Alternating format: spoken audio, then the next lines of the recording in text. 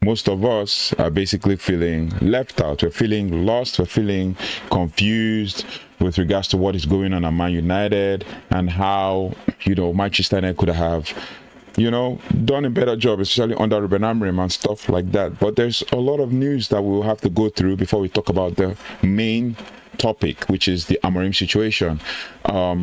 Recent Manchester United news focuses heavily on the future of manager Ruben Amorim and the club's struggles this season, particularly after the 3-1 loss to Brentford on Saturday. This marks United's third defeat in the opening 6 Premier League matches and leaves Man United in 14th place. And Jamie Carragher has also described Amorim's tenure at Manchester United a disaster.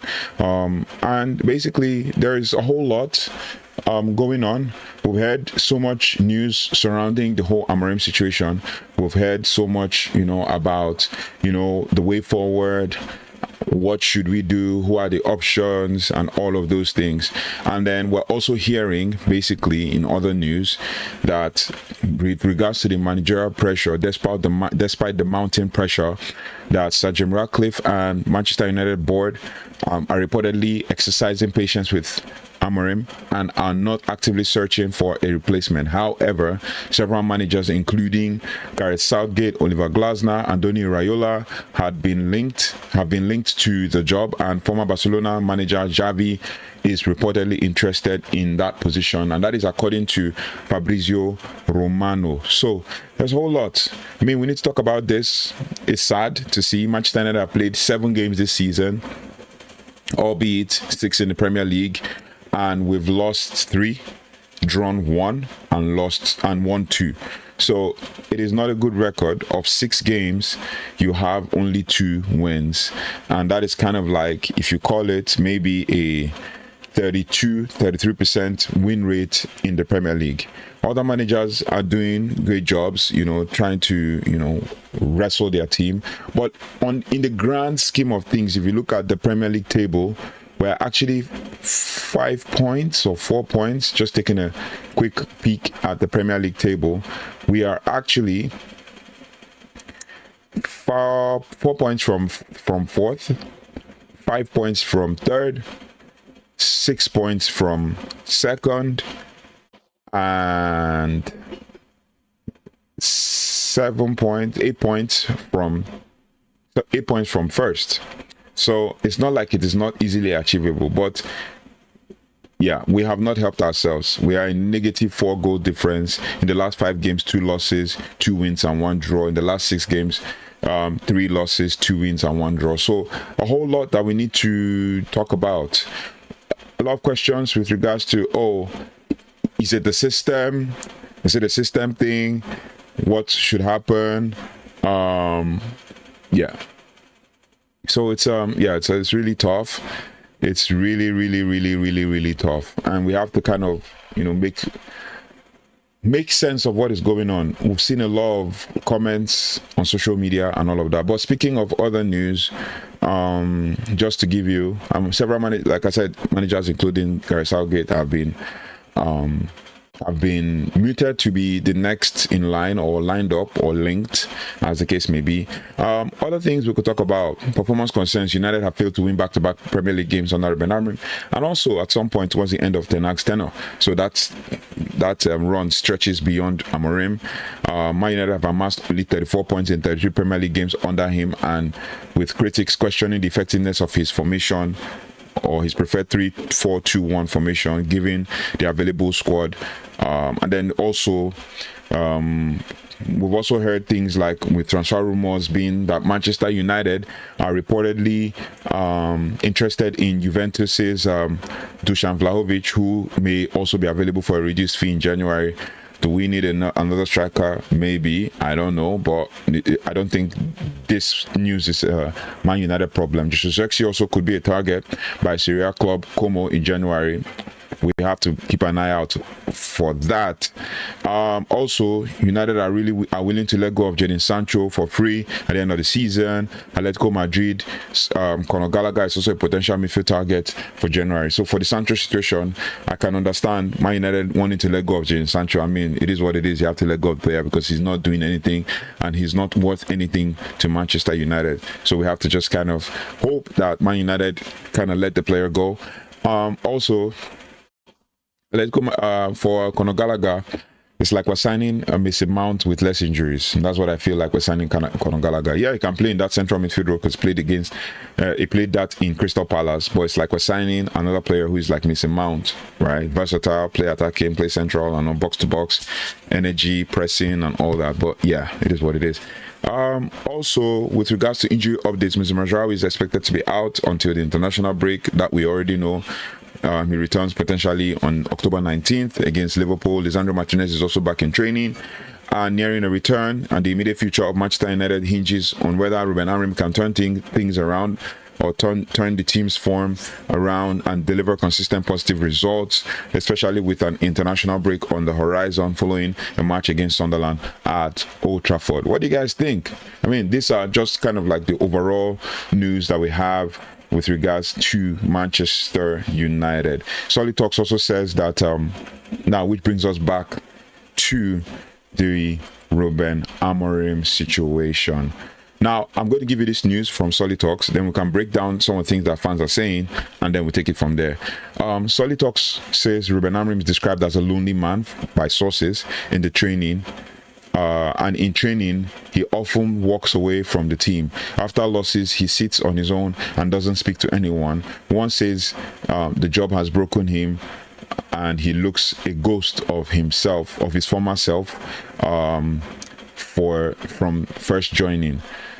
Yeah, I can totally understand that. The pressure is like Manchester United will break you.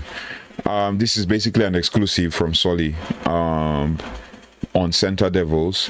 Now we're going to just break down what he said. He says after an embarrassing loss to Manchester United against Brentford, for Manchester United against Brentford yesterday, much discussion has been around Ruben Amorim. The Red Devils failed in back-to-back wins since he took over last season. The club are facing the same problems they did last season, and improvement doesn't look likely at this stage. A measurable 13th place finish last season, which is the lowest in Premier League. Now the club completely changed the attack in the summer, hoping it can improve the fortunes in front of goal. New signings in Mbeumo, Cunha and Benjamin Sesko all started in 3-1 loss against yesterday, which is the first time they are starting for as a team. And you could tell even Cunha, who's I don't know, should have been creating chances. I mean, he looks to be creating chances for Sesko in training. He's trying to go all on his own and leave Sesko instead of creating chances for him. But it is what it is. I mean, if he had created chances, the one time we tried to create chance for Sesko and Mbeumo, we got a penalty, right? Now, Man United face serious problems in front of goals as well as defensively, which doesn't even take into account their midfield issues. Obviously, there's been midfield issues. Yeah, it is what it is. In training, like I said, he often walks away from the team after losses. He sometimes sits on his own and doesn't speak to anyone. The source feels that the job has broken Amorim. This was according to Solly. Has broken Amorim, and he looks like a ghost of his former self from when he first joined. The atmosphere within the club is one of the lowest it has been in a long time. While he is not expected to get a sack as imminent as this week, pressure is massively intensifying. Club sources insist that they aren't looking at any managers in the moment, with everything else being speculations. However, it will be interesting to see if the stance changes in the coming weeks. This is according to Solly. I follow Solly on social media, and he gives like really interesting stuff. He was the one that gave us more like a convincing news with regards to Ruben Amorim, because he goes over to Portugal to watch Ruben Amorim. So yeah, the Man United news is all over the place with regards to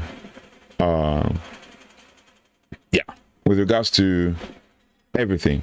And then now the one that's making the rounds that really breaks my heart is when Rooney's comments on Ruben Amorim. He says, I've got 2 kids in the academy at the football club, and I really hope this doesn't affect what they are doing. So yeah, it is what it is, man. It is what it is. Rooney says this is not Man United. And then now, what do you guys think?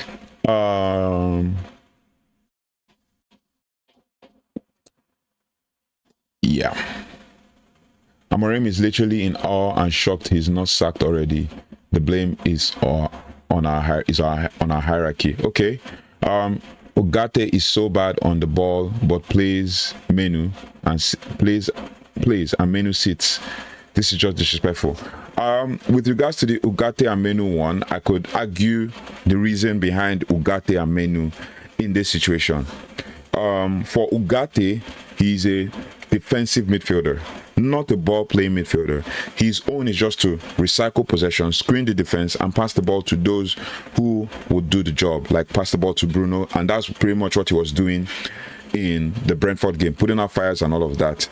And yes, the 2 goals that were considered by Man United against Brentford when they were 2-0 up were balls that were hoofed over the midfield to the defense, because Cunha, who should have passed the ball, lost the ball expecting a foul, and basically the ball gets hoofed over our midfield and then over to the striker when we lost the ball and we were keeping a high line, right? So they hoofed over our midfield and hoofed over our defense as well, which led to the 2 goals. Then if we speak of like, Menu doesn't have the pace that Ugarte has. Menu doesn't have the recovery that Ugarte has. Yes, albeit Menu is good, right? But Menu is not a defensive midfielder. And even if we play 4-2-3-1, you need a defensive midfielder right now. And we only have 2 defensive midfielders in the club, and that is Casemiro and Manuel Ugarte, right? One of them has to play. And Casemiro is good on the ball, but not fast. Ugarte is not as good on the ball, but faster, more aggressive. Casemiro would quickly go down and slide. Ugarte will not. So these are the imbalances. In the summer, what would have made this team a little bit more complete would have been 1 more defender, 1 central midfielder. That would have or defensive midfielder, athletic midfielder. That would have made basically it made the midfield balance. So yeah, it bothers me, but at the end of the day, with Menu and Ugarte, it has to be Ugarte because we need a defensive midfielder. You can't play Menu beside Bruno, and you can also you can play Menu and Ugarte together, but you can't play one or the other in that defensive midfielder because Menu they will run through him. I mean, the last goal that was scored, that Brentford scored, they ran through Menu. So I mean, let's have it right, but on the other hand, let's be factual about certain things, right? So I understand the Menu being good on the ball and Ugarte not being good on the ball, but Ugarte is a screener, Menu is not. Remember under Ten Hag, Menu struggled as a defensive midfielder, and that was also the problem, and that was what the press used to hound Manchester United. So it's something we have to think about, something we have to kind of like have conversations about and kind of know where we're headed with that situation. So yeah, it is what it is. You also said something about ITN saying Rooney, let's be fair, is just another waffle merchant, same as Neville, Scholes and Ferdinand. Yeah, for Neville, Scholes and Rooney, I can say yes, I can agree with Ferdinand. Well, here and there he's giving some facts, or on other sides he's, I don't know, just spitting. But I believe Ferdinand's own is he always gives real facts, and he has conversations with people like Steve Howson, and he's very measured, because Steve Howson will always come at him with facts and stuff. So he's very measured in his responses, and he knows what he's answering. Maybe last season he was waffling a lot, but this season I think he's a bit more measured.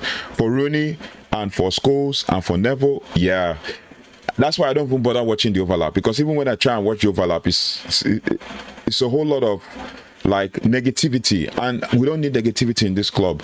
So yeah, pretty much what they always do with regards to Neville and Scholes and Rooney. Rooney now, I saw a quote where he says, oh, I don't know whether to say this, if I should say it, it might heap pressure on the club. And they still went on to say it and went on a whole paragraph or a whole article talking about, look at, if you are saying to me, do you believe he will? Then after everything I've seen, honestly, I've got no faith in it.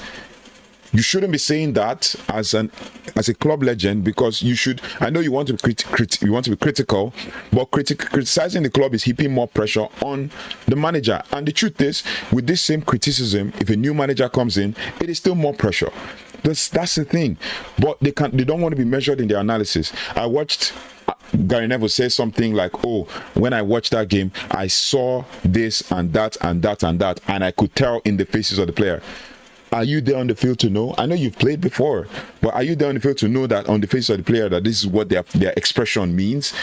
You're looking at players who are feeling dejected. You are saying, no, they look like players who have lost faith in the system. Like, that's just pushing a narrative, and it's so annoying, because I'm definitely going to now go on a rant if I'm going to talk about this whole Paul Scholes and Rooney. I've done a video about them creating the narrative for the media, you know, because they are paid to do so, right? So yeah, it's sad. It is sad. Yeah. I mean, all the other teams apart from the men's team are winning. Under 21s won Crystal Palace in the weekend. Under 18s won Man City in the weekend. The women won Liverpool in the weekend. But the men, it's been, yeah, it's sad. It is really, really sad. Now there's this stat that says, according to the touchline, Ruben Amorim has conceded 75 goals in 49 games while winning just 9 out of the 3 Premier League games. So I see what they did there. If we check, one of the places where I usually check for stats that, you know, tells me about maybe Ruben Amorim and all of that is, I think if you check B Soccer, you will see some stats there that they give with regards to Ruben Amorim and, you know, the team stats. Basically, you could tell that they're actually telling you, you know, what is going on and all of that. So with that, I can be able to tell you, okay, this is how many games Ruben Amorim has played or coached, and this is how many games that basically he has won. So Ruben Amorim has played 54 matches in total for Manchester United, or coached 54 matches in total, presided over 54 matches in total. And then he's won 21, which is 38.89%, very low. And he's drawn 15, which is 27.78 in all competitions. And then he's lost 18, which is 33.33% in all competition.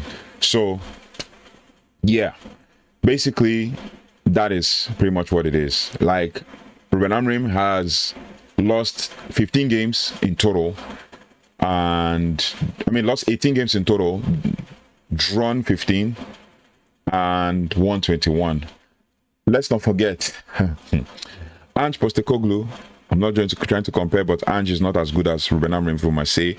But Ange Postecoglou has a European trophy. Yeah. Ange Postecoglou has lost 22 games in one season already before, so let's have it right. But yeah, this season 7 games. 7 games total this season. We have lost 3, drawn 2, and won 2. The 2 draws that we have was actually a loss because we crashed out of the cup. So yeah, it's crazy. The stats are damning, so damning that we don't know what next.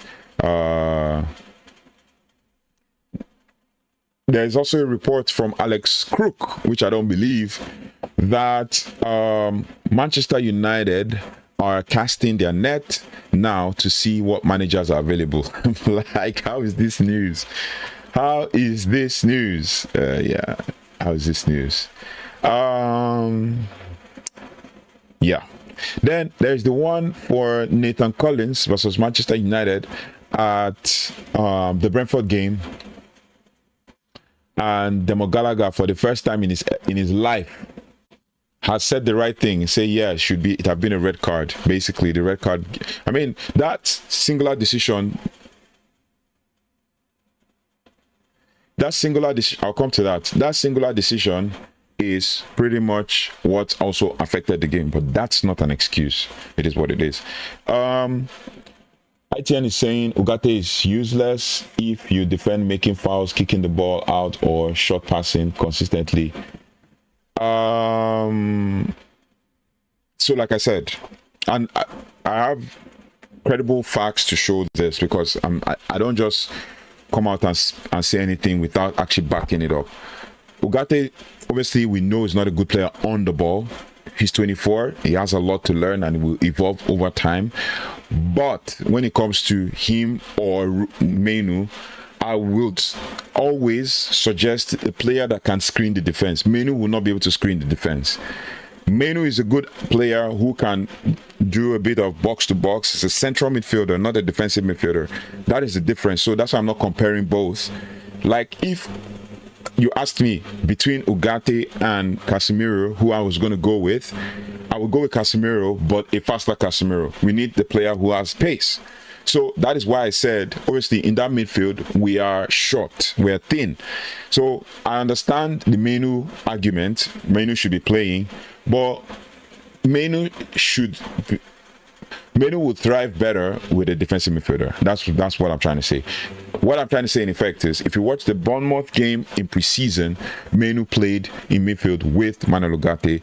Cunha was on the bench, and Bruno played as a 10 in that mid. And that is what I expected from Ruben Amorim in the Brentford game. Play Menu and Ugarte, play Bruno as a 10, keep Cunha on the bench. He's just coming back from injury. Keep him on the bench and bring him as an impact player. Him and Mount. Then you change out maybe Mbumo or maybe change out Seshko and Mbumo. And yeah, I'm coming to that. You change out Seshko and Mbumo, and then you bring in Mount and Cunha, and then put Cunha as a striker, and then you can, mix it up, mix and match. You said we concede goals with 3 central backs, let alone him, as you say, a DM screening. It makes no sense. That's what I'm saying. In effect, like, how can I make this clearer? My coach, that's why it's easier for me to kind of explain it simply, right? No matter what like, if we look at the Brentford game, they have a defensive midfielder. Let's just quickly go to that lineup. I'll explain to you Jordan Henderson was that defensive midfielder, just to give you a bit of the lineups for the Brentford game. Jordan Henderson was the defensive midfielder. And they played 2 defensive midfielders in Jordan Henderson and Yarmouk, right? They played a 4-2-3-1. Jordan Henderson and Yarmouk, and then they played Ouattara as right wing, and Kevin Schad as left wing, and Damsgaard as the attacking mid, and then you have Igor Thiago as the striker. Now, with that, who is the screener in this one, in the Brentford lineup? That is Yarmouk. You saw the person who made all the fouls, who was tackling, who was screening, was Yarmouk. Jordan Henderson is the guy that will give the ball and he will just pass. And that's why when Henderson won the ball, he just pinged it through to Thiago. It is the same way that Brentford scored against Chelsea. Same way. Now, and through Kevin Schad the outlet. I think Thiago pulled something that day and all of that. Then, if you look at Man United, the defensive midfielder is supposed to be Manuel Ugarte, who gives the ball to Bruno, who pings it, or who gives it to Menu, who advances with the ball, right? So, I mean, I understand your take, I understand your point of view. For me, I felt Cunha shouldn't have started that game. Especially, I felt Cunha shouldn't have started that game. And yeah, we've conceded a lot of goals. In fact, in the 6 games that we've played, we've conceded goals all through. Never kept a clean sheet this season. So it is a problem. It's a problem. So the earlier Ruben turns things around, the better. I saw a very good analysis by Stephen Howson, giving us a better way to analyze how Manchester United can play in this same 3-4-3 structure and still make it work. And I saw some sense, and that is in the situation where you play three at the back, and then you have your two central midfielders, but one pushes up, and that is maybe in the person of Bruno, who pushes up between Matheus Cunha and Bryan Mbeumo, and then you have your Bruno between two of them, and then eventually one of the right wing backs, either Mazraoui or Diogo Dalot, tucks in and becomes an inverted fullback, with playing the midfield role, switching with the right centre back and all. And I saw some sense in it. Maybe I could try and see if I can show you guys what I'm thinking about, so we can now kind of get a sense of, you know, what we're trying to talk about. But in truth, it made a lot of sense, talking about, you know, how Ruben Amorim could have lined up with, you know, the squad, the team, and all of that. Yeah, but it is what it is. Like, if we were to think about it from that perspective, maybe we could have made a headway with that, just to give you a sense of an idea. So I'm just going to show you the lineup we had for the game against Brentford, basically. So the lineup we had for the game against Brentford, you could tell, basically, let me just show you something from B Soccer and then just kind of direct that. So with that lineup, you can see on this spot, so if we had a situation where there was maybe Diogo Dalot dropping into mid in this side, dropping into mid like this, and then obviously Manuel Ugarte moving to this side, Bruno moving to this side, Bruno moving to this side, then he's in between Cunha and Mbeumo. And then we have Patrick Dogu moving up this way. So we are left with kind of like a square in midfield with Cunha, Bruno, and then Bryan Mbeumo switches to this side. Benjamin Sesko is at the central side. And obviously, like I said, Cunha and Bruno as the box midfield, with Ugarte and a right back in either right wing back in either Mazraoui or Dalot. Then it creates a situation where Dalot and De Ligt can switch whenever one presses up, and then we can be able to defend when we are running back. But you know, that's a good way to play it, and it's kind of like a 3-2-2-3, something like that. 3-2-2-3, with Bruno still advanced, playing with Cunha together, and then Mbeumo switches outright, and then Dogu goes outright. So, but it feels a little bit lopsided, but it covers a lot of spaces, and we're able to defend, because the problem is that we're not defending well. And just like you said here, we concede goals even with three centre backs, so we're not defending well. So it is what it is. And then he said, one of the things Steve Harrison also said is the fact that we need to also change the centre back, right? We need to also change the centre back. So it's something we need to actually think about. But then at the end of the day, it all boils down to a lot of things. It all boils down to a lot of things, man. It really boils down to a lot of things. So where do we go from here? With regards to the Amorim situation, I think other news are reporting that Oliver Glasner, who is a manager that I think I like, is one player or one manager who can actually take over at Manchester United without any issues. What do you guys think about Oliver Glasner? Yeah, he's one manager that most people are wanting. But for me, we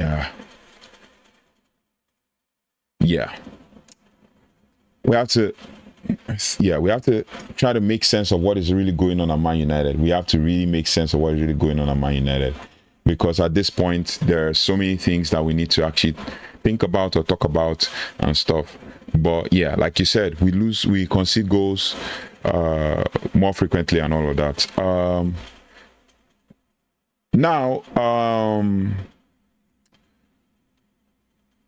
With regards to Oliver Glasner. Just to give you a hint, I think I've done a video in the past with regards to Oliver Glasner, you know, talking about how the system fits Manchester United system and how they both compare, Ruben Amorim versus Glasner, and you know what could be and all of that. Glasner would be a good manager that I could take at United because he plays around about the same system and still thrives in the same system with Crystal Palace. So how much more coming to Man United? But again, you think about it, Manchester United is a different beast on its own, a different beast. And then you have to also think about the situation where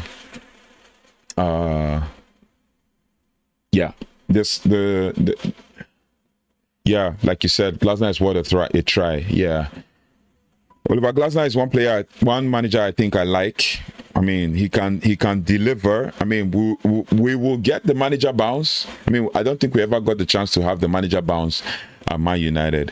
But for us to be able to get the ideal manager, we will need a manager who literally is a unifier, one who unites the fans and the players. That's what we need. A manager who unites the fans and the players, right? But then let's also talk about something that Henry Winter posted with regards to Ruben Amorim.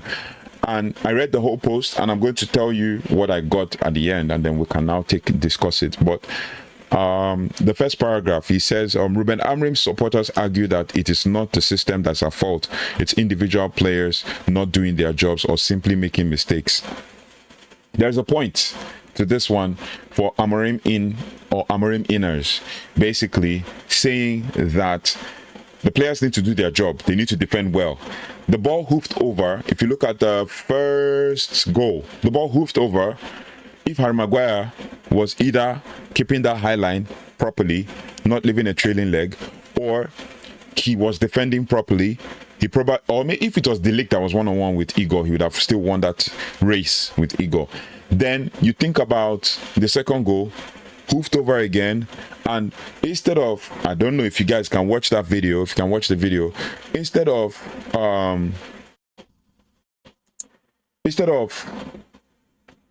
Dalot running to defend the player who's with the ball, Dalot was running back to the 18-yard box. If Dalot had run back to the player who was being played the ball, I think it was Kevin Schade. If Dalot had run to Kevin Schade, then De Ligt would have had the opportunity to actually defend Thiago, because Kevin Schade got the ball.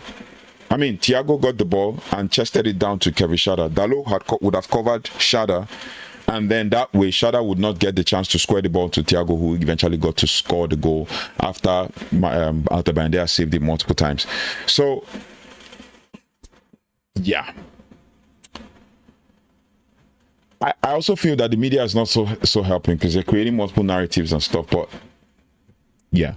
So speaking of what Henrietta said, at the end of this post, you realize that it's not basically a narrative he's trying to create. Henrietta said, forcing centre backs like Harry Maguire to play high line exposes his lack of pace. But if you look at it, Harry Maguire, of the 7 games this season, Harry Maguire has played only 3.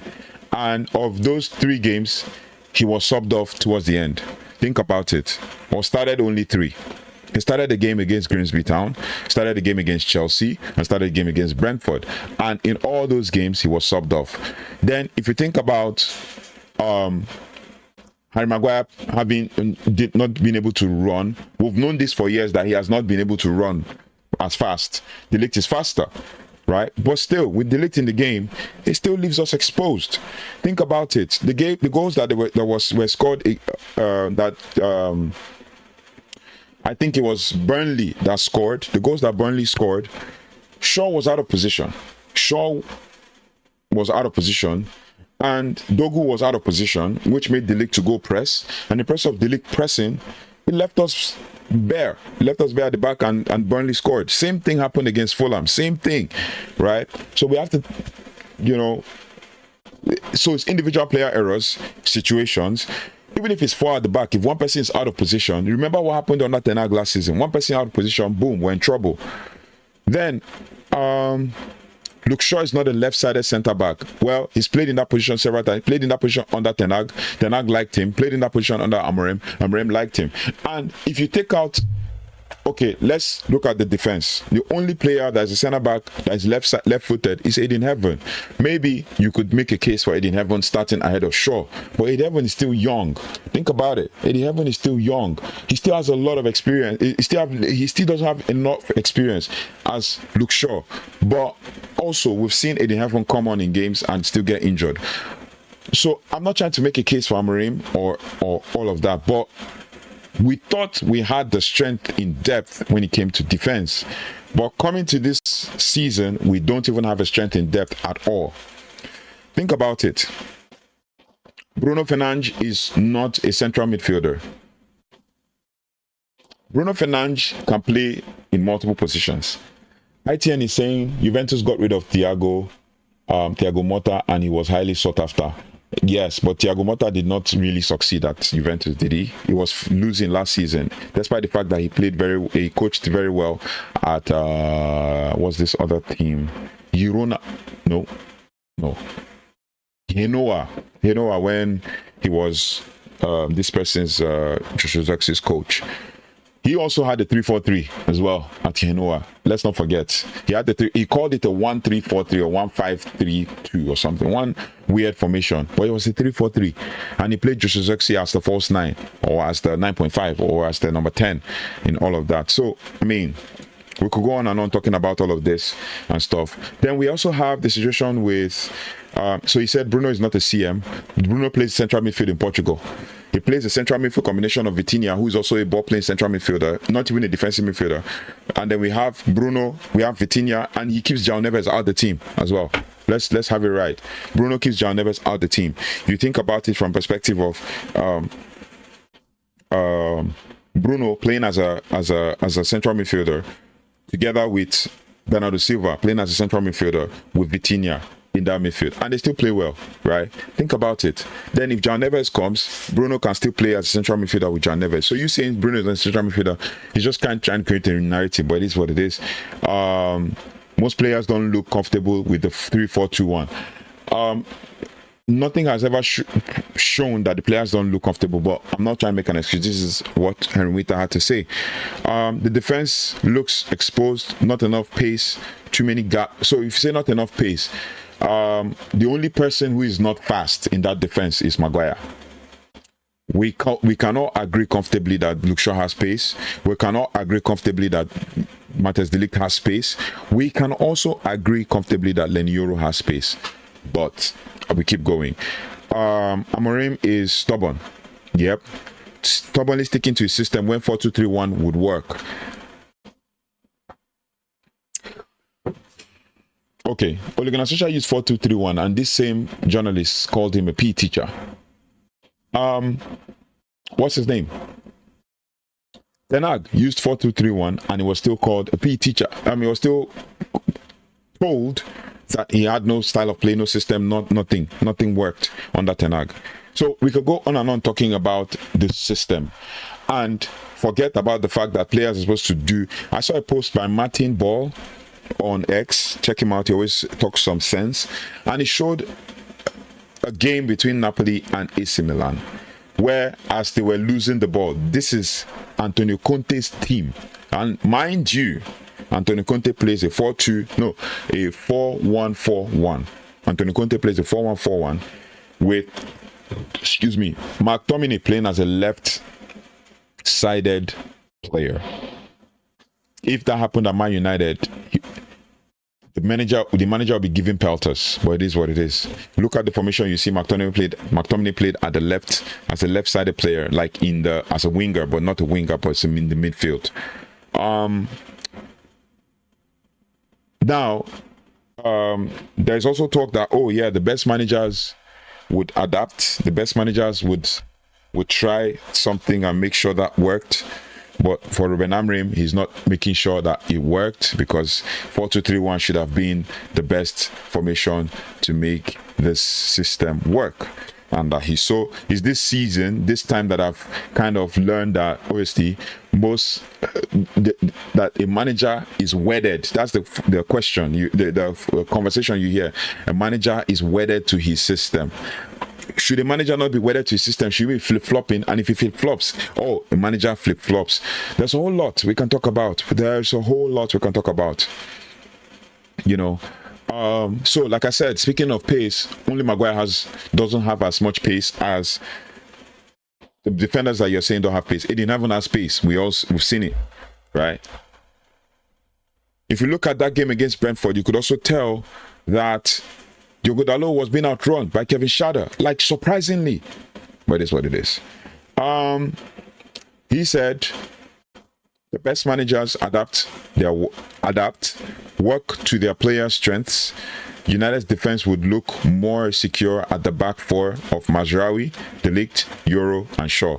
The same Mazraoui that everybody's giving penalties that doesn't have pace. Okay, let's keep going. But I think also I'm not saying that the 4-2-3-1 wouldn't have worked at this with this team. It would work. 4-4-2 Diamond will also work with this team, but yeah. Everybody will also find a way to play against Man United, and they'll say, Man United has been found out, but it is what it is. So he said a back four of Mazraoui, De Ligt, Shaw, Mazraoui, De Ligt, Euro, and Shaw.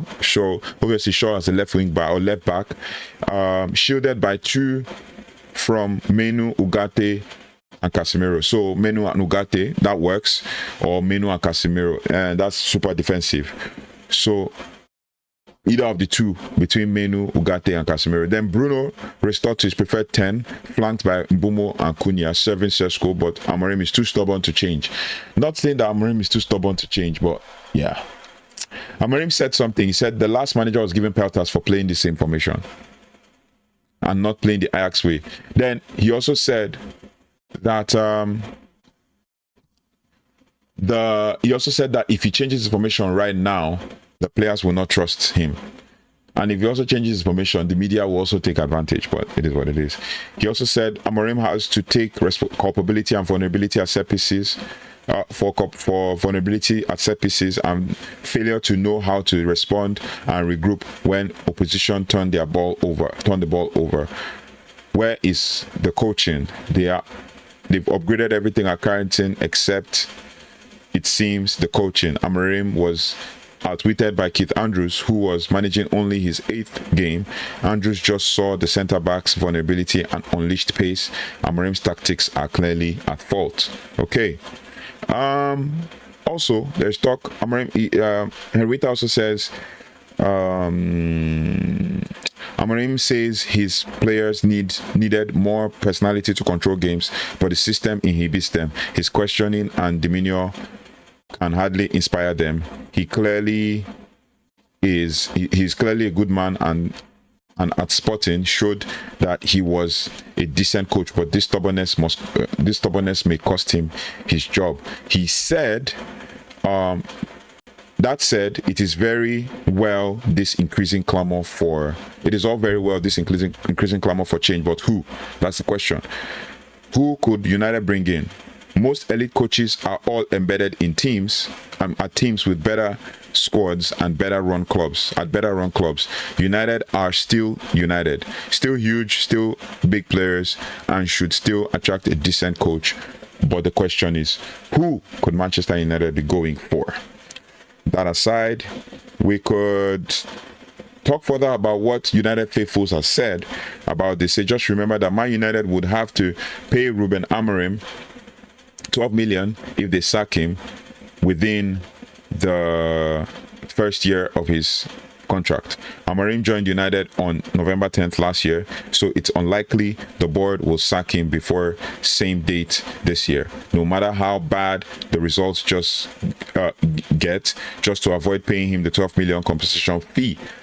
So we are in a situation where Amorim has to turn things around, or United fans might have to endure another almost 2 months of pain, and then he sighs. So yeah, it is what it is. United faithfuls has a point here. Maybe Amorim might be sacked in 2 months. It's a sad one to take, but we have to accept it. and most fans will be excited and happy about this. Speaking of other posts by Man United fans, I brought this forward because I know that this guy talks facts when he's talking on his channel, and that's Trafford Post. He said, when Erik ten Hag was dismissed, this is United's endless cycle. When Erik ten Hag was dismissed, I said it then and I'll repeat it now. Within a year, Manchester United would find themselves right back in the same position, and here we are. Ten Hag was dismissed. It was not as bad, but Man United were in the same position that we are now, 14th or 13th under Ten Hag, and we were to face West Ham. And Ten Hag was sacked after the game. Man United drew 2-2 to West Ham to a dubious penalty call. We were winning 2-1, and then we drew 2-2 to West Ham by David Coote, who is no longer a referee in the Premier League. Right now, he said, and that's absolute facts, right? He said that within a year we'll come back to this. This is a year later. By November 11th, this is September, right?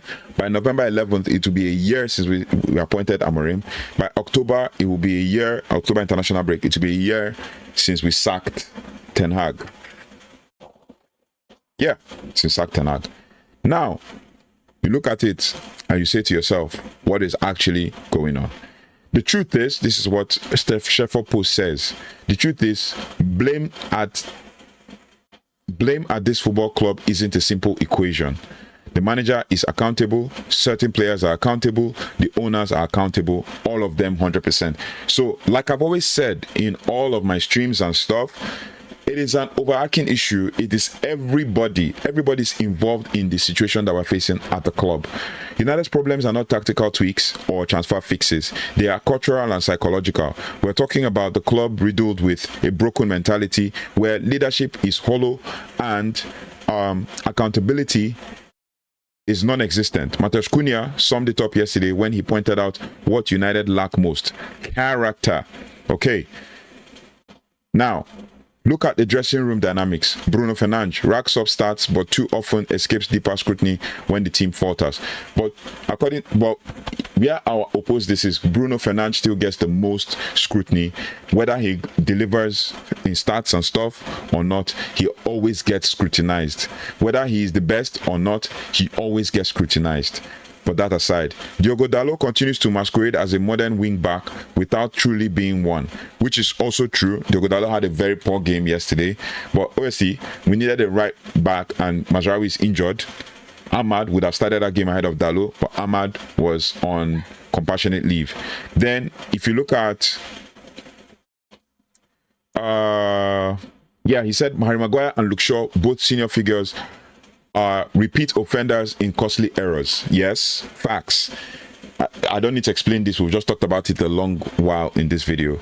And then these aren't peripheral players. These are loud voices, influential presences in the squad. Sacking another manager may feel like action, but it's only papering over the cracks in a collapsing structure.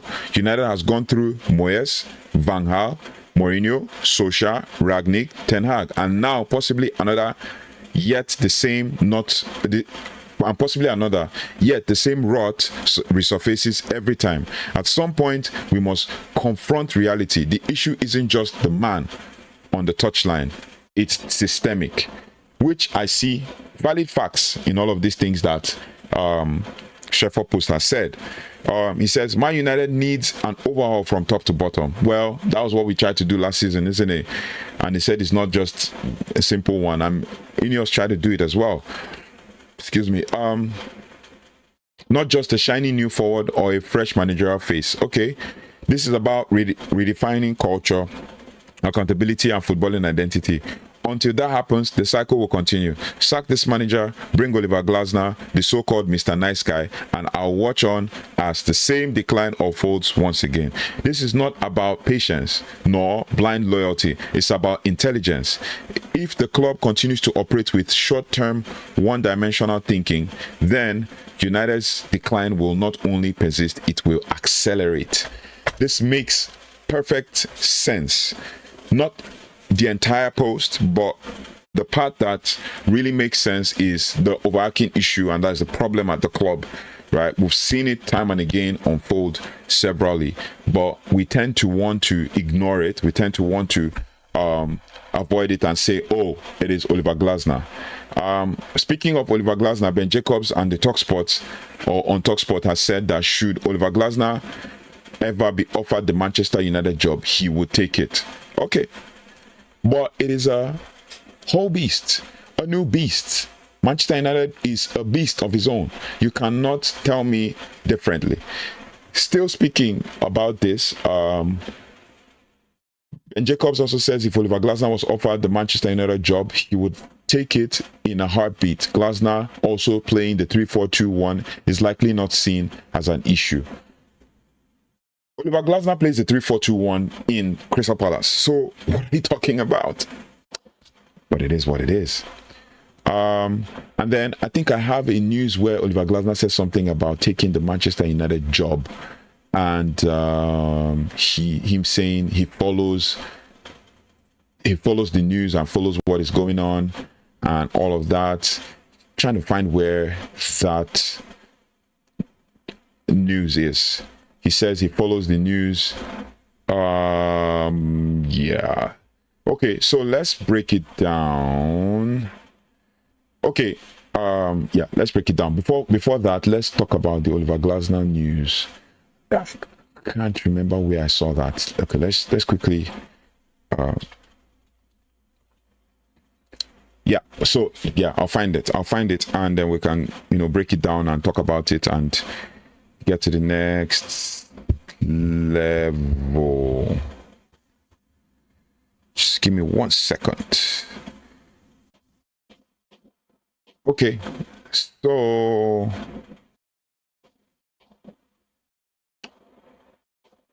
yeah, that's the news I was looking for. Oliver Glasner and what he said about Man United. He says, I'm following. Man United manager target speaks out on Red Devils' interest.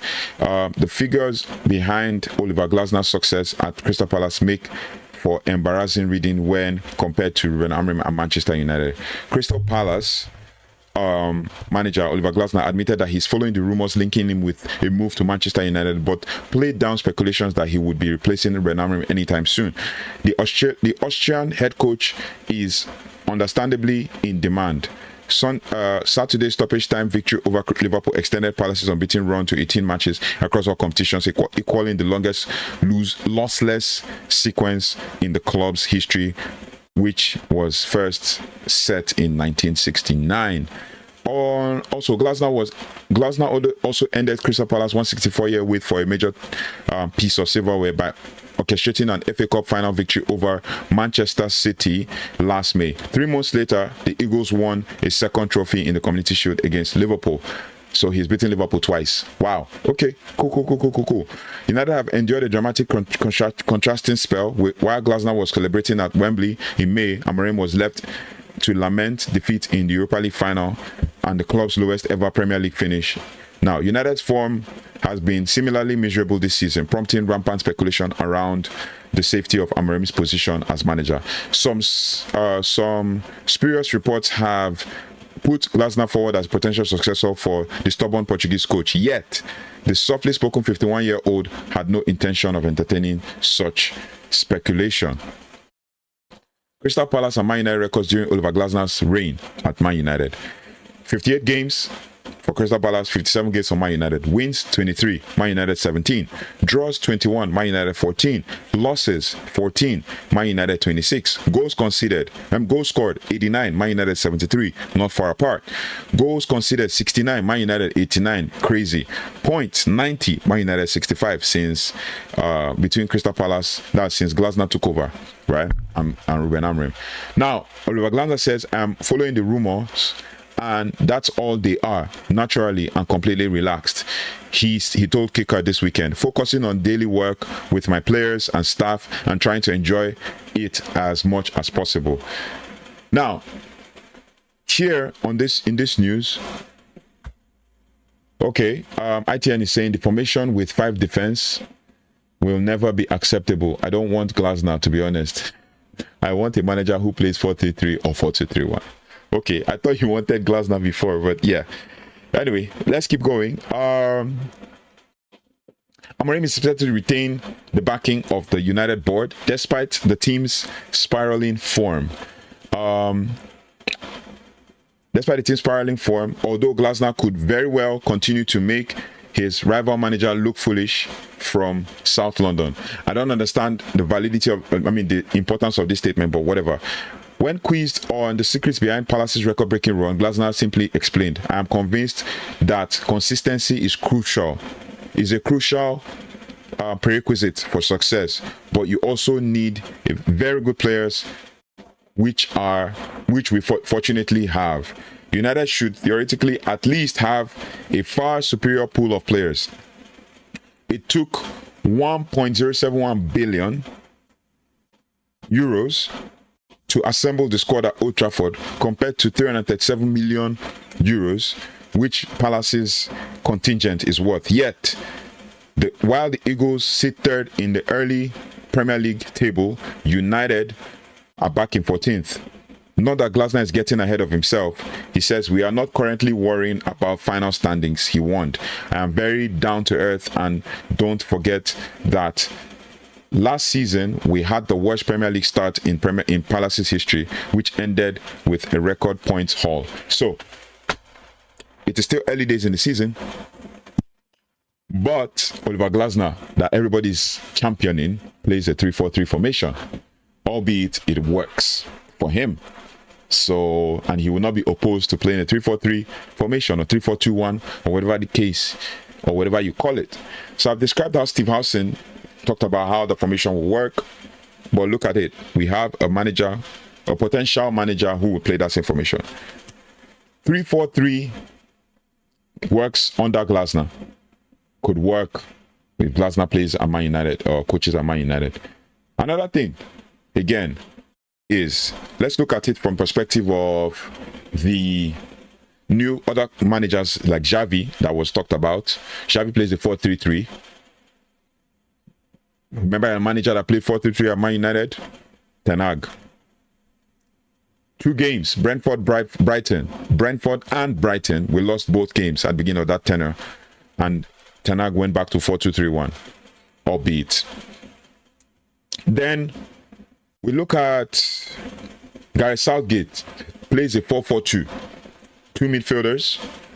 So let's say he uses a defensive midfielder and an attacking midfielder.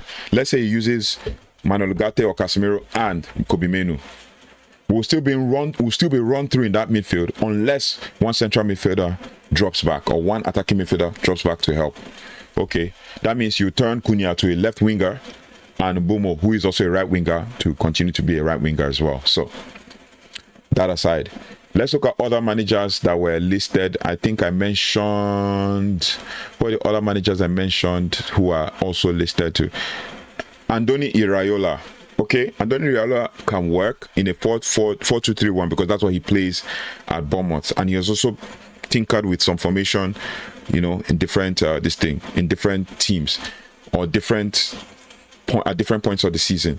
Do you guys think that Andoni Iraola is the man to take Manchester United forward, or we're just looking for the next new shiny thing? Okay, ITN is saying that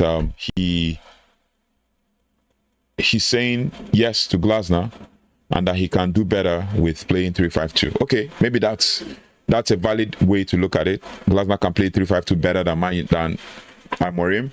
But if you look at the Crystal Palace, let's take a look at the Crystal Palace lineup. Maybe that will help us. Let's take a look at the Crystal Palace lineup. Maybe that will give us a hint of an idea of what we're talking about, because I know we always want the best for Man United and we're not getting the best, so it is what it is. He's better at playing the 3-5-2. Crystal Palace beat Liverpool 2-1 over the weekend, and the Crystal Palace formation is straightforward. Let's go to the lineups for the game. The lineup for the game, it makes good for viewing, but ultimately we don't need this formation. We don't need the players for it. We don't have the players for it. We can go for a 4-3-3 again. Main position will be DM. and the CB. Okay, 4-3-3 was what Ten Hag started with. I keep going back to it. Now I'll show you Oliver Glasner's formation, then you can see what I'm trying to talk about. Just give you a full view of what we are talking about. Here we go. Now have a look at this formation. You see Oliver Glasner's formation. 3-2-2-2-1. So 3-4-3. That is Oliver Glasner's formation, right? Look at Lacroix. Lacroix is a very good player. Gehi, good left-sided centre back. Chris Richards, well, had a bad start to the season last season, but is doing well this season. What about Adam Wharton? Man United target, good player, defensive, but also Kamada is a defensive midfielder. This one is a central midfielder. Adam Wharton is a central midfielder, but Kamada is the defensive midfielder and the screener in this team. Then we have Daniel Munoz. Well, we all know how aggressive he is, playing as a right wing back. And then we have Tyreek Mitchell. We all know that playing as a left back before, he was struggling, but he's also doing well as left wing back, and they all play together. Yeremi Pino came in this season doing well as well. Ismail Assar from Watford and all the other teams he played, playing well as well at Crystal Palace. And then Jean-Philippe Mateta, who seems like a striker that most people wanted but isn't doing too well as well. Wasn't doing too well before he started playing so well under Oliver Glasner. They made Liverpool look average. This same 3-4-2-1 made Liverpool look average. So what are we talking about? So he still plays that formation, and then obviously the next manager whom I want to get might need to play that same formation or play 4-3-3 as you guys have said. But it is what it is. We have to just keep going, and we have to just keep backing, you know, hoping that one day Ruben Amorim will, you know, deliver as manager. He just needs to string together 3-4 back-to-back wins, and the narrative will change. Obviously, the stats will still haunt him, but the narrative will change. Let me know your thoughts and feelings in the comment section. We could go on and on talking about this, but I know I'll come back with you I'll come back to you with another Man United news, and we'll still break down this whole manager situation tomorrow. But don't forget to like, share, subscribe, and hit the notification bell so you don't have to miss anything as relates to Manchester United. Thank you so much, ITN. Thank you so much to all of you who have commented on this video. We would like to have similar conversations like that. We'll break it down again further tomorrow, just so that we can have, you know, meaningful conversations. But let me know your thoughts and feelings in the comment section. If you haven't already, Crystal Palace lineup is simply better down the spine. Henderson, Gay, Wharton, Mateta. Yes, you're absolutely right. Thank you so much for, you know, working with me on that, because you see that everybody in that team plays, you know, really well. Like you said, Henderson, Lacroix in centre back, or Gay as the case may be. Adam Wharton or Kamada as a case. Even Kamada could hardly make the team last season, but he's playing so well. He played the entire 91 minutes in the last game. So yeah, and then we have Ismail Assar and then Yeremi Pino now. Yeremi Pino played for Villarreal last season. I think Yeremi Pino played for Villarreal last season. And then we have Jean-Philippe Mateta, who is also part of the spinal squad. Despite the fact that they let go of Eberechi Eze, Yeremi Pino came in and he just fit in the team like a glove. So yeah, let me know your thoughts and feelings in the comment section as we continue to build momentum and have conversations about this. I'll see you on the next one. Thank you so much for watching. Thank you so much for liking, sharing, and subscribing. And we'll break down further Man United news live tomorrow.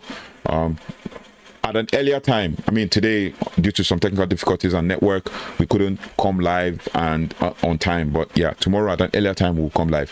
Thanks so much for watching. I'll see you on the next one. Take care, goodbye, and God bless.